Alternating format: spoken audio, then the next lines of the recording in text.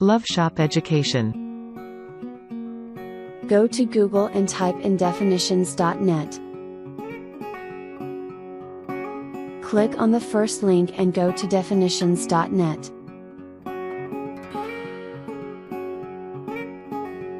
Here you can type and search the word you want know the definition of. I'm using the word power.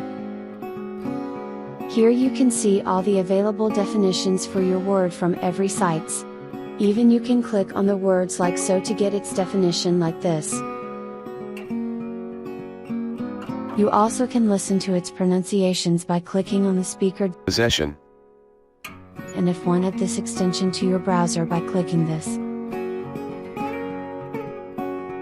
I have already shown you how to add an extension to your browser in my previous video. It's really easy. Okay, now it's been added to your browser.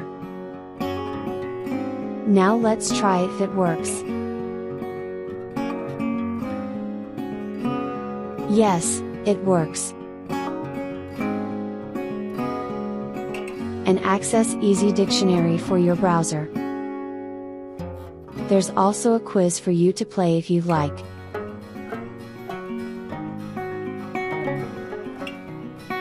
More related entries and synonyms. Thank you for watching. Bye for now.